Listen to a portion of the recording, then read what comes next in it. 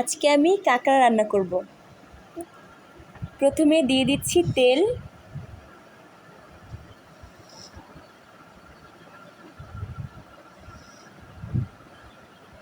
তারপর পেঁয়াজ দিয়ে দিচ্ছি, নেড়ে নিচ্ছি।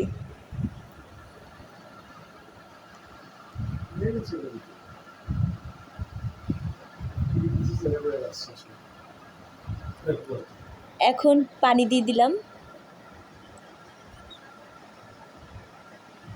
এটা হচ্ছে চিলি সস 2 চামচ,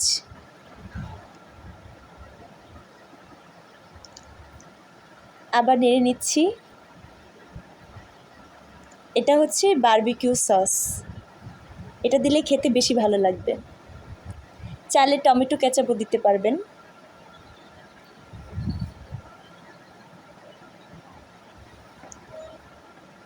তারপরে আবার নেড়ে নিচ্ছি। একটুখানি কষিয়ে তারপরে কাঁকড়াটা দিয়ে দিব।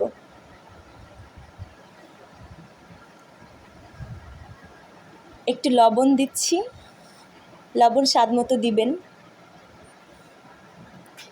এখন কাঁকড়াটা দিয়ে দিব।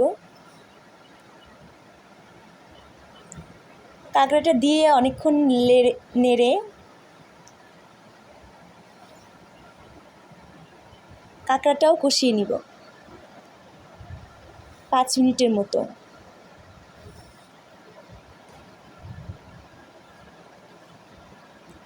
তারপরে পানি দিয়ে 20 মিনিটের মতো এটাকে সিদ্ধ করে নিব।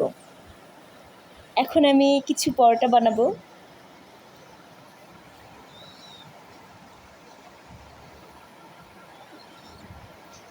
কাঁকড়ার সাথে পরোটাটা খেতে ভালো লাগবে।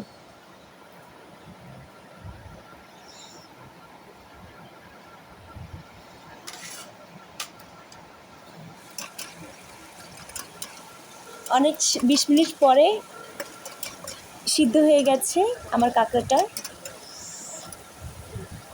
আবার ঘন করে যখন ঝোলটা ঘন হয়ে আসবে তখন নামিয়ে দেব। এই পর্যায়ে 10 মিনিট আপনারা নাড়তে পারেন।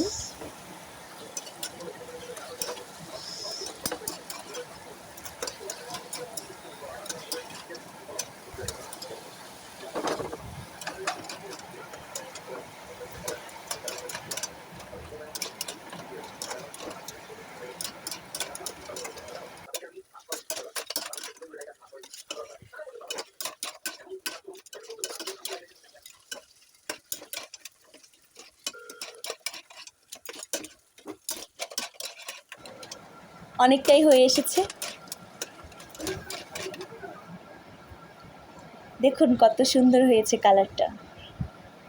আপনারা এভাবে খেয়ে দেখতে পারেন, অনেক মজা লাগে। কাঁকড়ার স্বাদটা অনেকটা চিংড়ি মাছের মতোই। ভিডিওটা শেষ পর্যন্ত দেখার জন্য ধন্যবাদ। আমার চ্যানেলটাকে ভালো লাগলে সাবস্ক্রাইব করতে পারেন।